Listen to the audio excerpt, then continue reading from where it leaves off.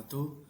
Sebelumnya perkenalkan, nama saya Darat Lanarbatullah dengan NIM digit terakhir 060 dari Teknologi Rekayasa Otomasi angkatan 2023 kelas B. Di sini saya akan menjelaskan mengenai materi motor DC. Motor DC adalah jenis mesin listrik yang berfungsi mengubah energi listrik menjadi energi mekanik dalam bentuk gerakan berputar.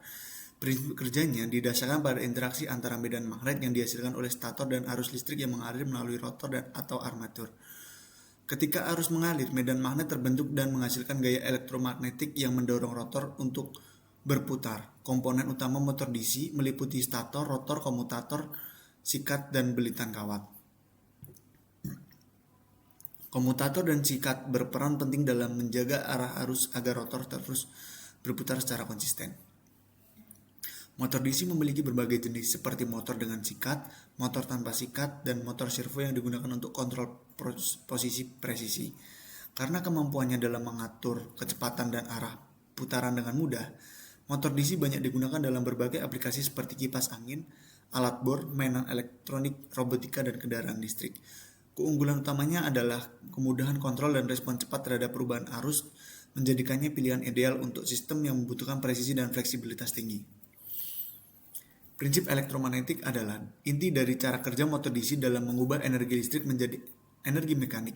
Ketika arus listrik dalam medan magnet yang dihasilkan oleh stator, baik dari magnet permanen atau kumparan elektromagnetik, maka akan timbul gaya elektromagnetik yang mendorong rotor untuk berputar.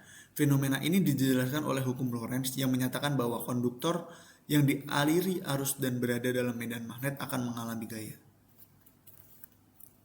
Hubungan arus, medan magnet, dan torsi. Dalam motor DC, torsi yang dihasilkan merupakan hasil interaksi antara arus listrik, medan magnet, dan konduktor. Pada lilitan, ketika arus listrik mengalir melalui lilitan jangkar, timbul gaya Lorentz akibat adanya medan magnet dari kutub motor. Besarnya gaya ini sebanding dengan besar arus dan kerapatan flux magnet yang memotong penghantar. Gaya yang bekerja pada konduktor tersebut kemudian menghasilkan momen puntir atau torsi pada poros motor. Dengan demikian, semakin besar arus jangkar yang mengalir atau semakin kuat medan magnet yang dibangkitkan oleh kutub, maka torsi yang dihasilkan juga semakin besar. Hubungan ini menunjukkan bahwa torsi motor DC berbanding lurus dengan arus jangkar dan flux medan magnet. Motor brush adalah salah satu jenis motor listrik arus searah yang memanfaatkan sikat dan komutator yang menyalurkan arus listrik dari sumber ke lilitan jangkar. Prinsip dasar kerjanya mengacu pada hukum Lorentz, yaitu mengatur berarus listrik yang berada dalam medan magnet dan akan mengalami gaya mekanis.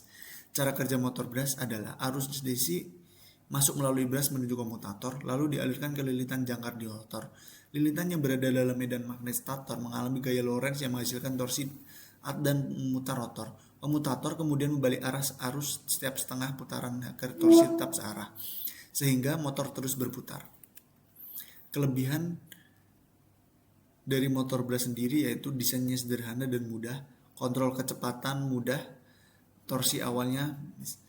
Untuk kekurangan motor brush sendiri, perawatannya tinggi, sikat atau brushnya akan aus seiring waktu, umur pakainya terbatas, bising dan percikan api, efisiensi lebih rendah.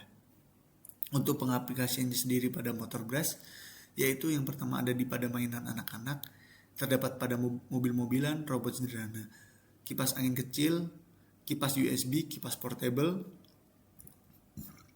Untuk di peralatan rumah tangga, terdapat pada bor listrik, blender, sikat gigi elektrik.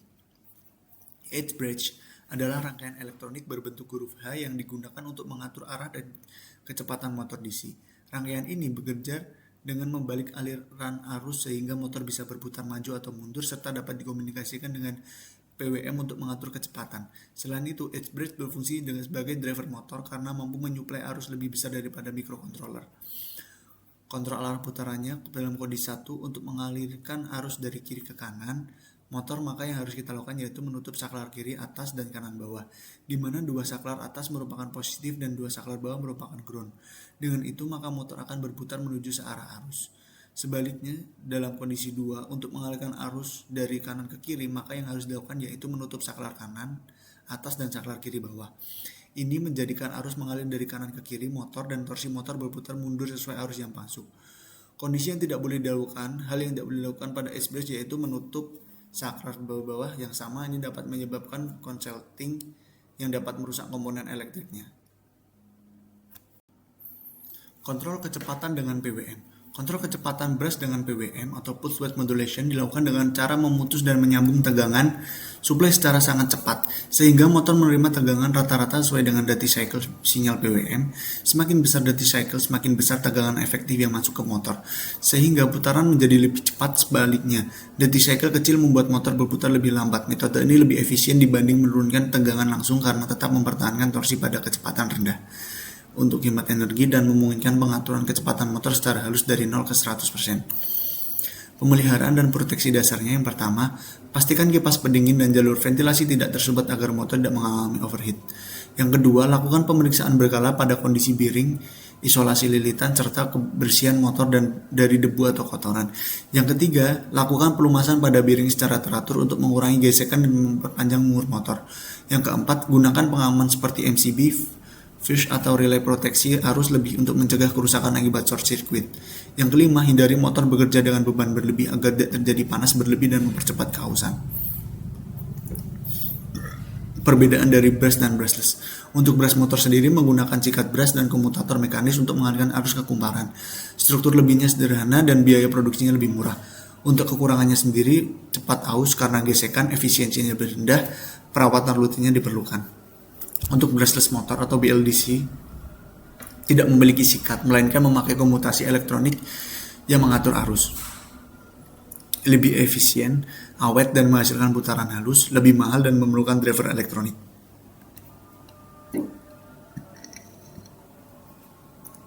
Cara brushless motor menghasilkan torsi. Untuk rotor menggunakan magnet permanen, untuk stator sendiri menghasilkan medan magnet berputar dari arus 3 fasa. Torsi terjadi karena interaksi medan magnet rotor dan stator. Sudut optimal medan magnet menghasilkan torsi maksimal sekitar 90 derajat. Torsi sebanding dengan arus dan posisi rotor relatif terhadap stator.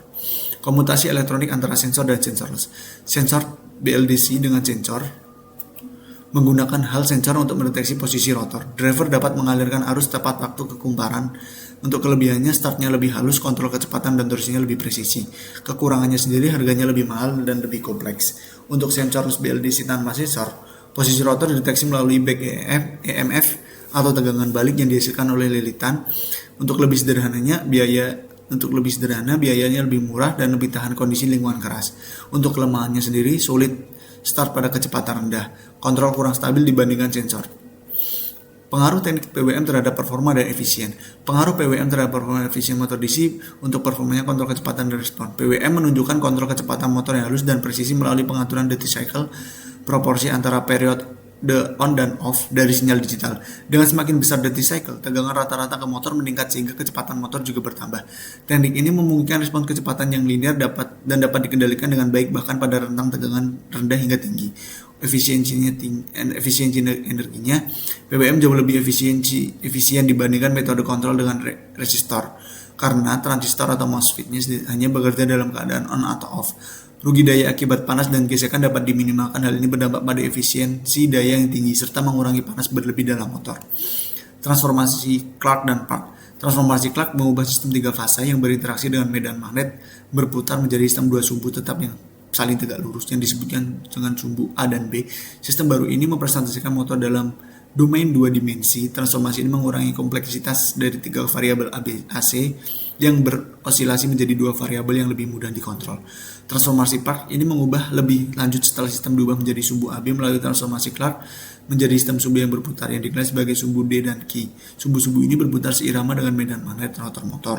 Dengan demikian, semua besaran listrik yang sebelumnya berubah-ubah kini terlihat sebagai besaran DC yang stabil dari sudut sumbu D dan Q. Hal ini memungkinkan kontrol untuk mengendalikan torsi dan flux magnet motor secara terpisah, mirip dengan cara pengendalian motor DC yang sederhana. Konsep SVM untuk kontrol presisi. SVM sendiri adalah Space Vector Modulation, adalah metode modulasi yang digunakan dalam pengendalian motor AC, seperti motor induksi dan motor sinkron untuk menghasilkan sinyal tegangannya lebih halus dan efisien dibandingkan metode PWM konvensional. SVM bekerja dengan mempresentasikan sistem 3 fasa dalam bentuk vektor ruang pada bidang 2 dimensi hasil transformasi Clark A dan B. Dengan cara ini, gelombang sinusoidal yang diinginkan dapat didekati menggunakan kombinasi vektor-vektor tegangan dasar inverter. Keunggulan utama SVM adalah kemampuannya memaksimalkan pemanfaatan tegangan DC bus hingga sekitar 15% lebih tinggi dibandingkan PWM sinusoidal biasa. Sehingga motor dapat menghasilkan torsi lebih besar pada tegangan yang sama. Selain itu, SVM mampu menghasilkan bentuk gelombang tegangannya lebih mendekati sinus murni sehingga arus motor lebih halus, rugi harmonisa lebih rendah, dan kontrol kecepatan maupun torsi menjadi lebih presisi. Oleh karena itu, SVM banyak dipakai dalam teknik fault oriented control untuk aplikasi yang menuntut efisiensi tinggi dan presisi seperti kendaraan listrik, robotika, dan motor presisi industri. Datasheet motor DC adalah lembar data teknis yang diberikan oleh pabrikan dan berisi informasi detail mengenai spesifikasi, karakteristik, dan serta parameter kerja motor DC. Dokumen ini berfungsi sebagai acuan untuk memahami kemampuan, batasan, dan cara penggunaan motor agar sesuai dengan kebutuhan aplikasi. Secara umum, datasheet motor bisa kita bagi menjadi dua, yaitu dimensi mekanis dan karakteristik elektromekanis. Dimensi mekanis berisi gambar fisik motor yang akan menjawab pertanyaan apakah motor ini akan bekerja untuk saya secara spasial, apakah ini akan memuat di tempat yang saya inginkan.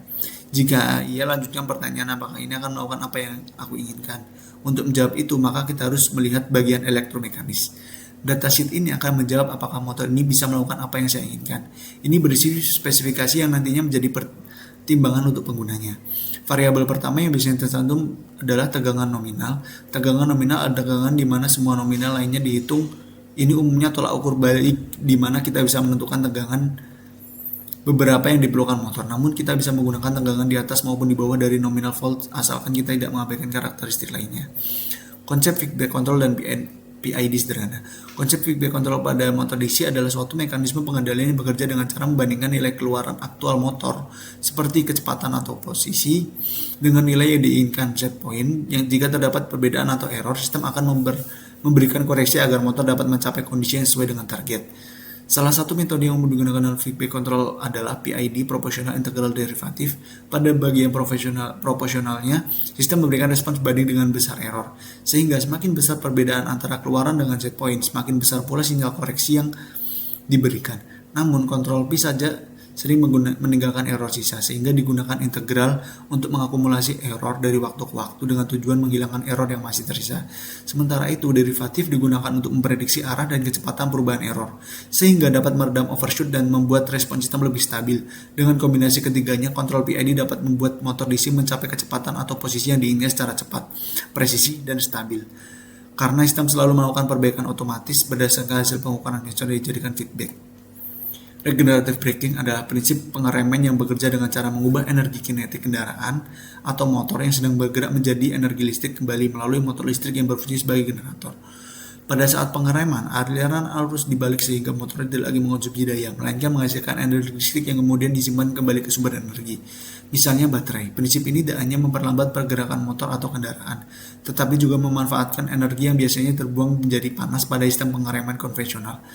Dalam dunia otomasi industri, regenerative braking bermanfaat untuk menghambat energi pada mesin yang sering melakukan siklus percepatan dan perlambatan. Misalnya kren, elevator, dan konveyor, sehingga konsumsi listrik lebih efisien. Sedangkan pada kendaraan listrik, regenerative braking memperpanjang jarak tempuh dengan cara mengisi ulang baterai saat pengereman, sekaligus mengurangi ketergantungan pada sistem rem mekanis, sehingga keausan komponen berkurang dan biaya perawatannya lebih rendah. Dengan demikian, teknologi ini memberikan keuntungan ganda berupa efisiensi energi dan meningkatkan umur pakai sistem. Baik, cukup sekian dari penjelasan saya. Terima kasih banyak. Wassalamualaikum warahmatullahi wabarakatuh.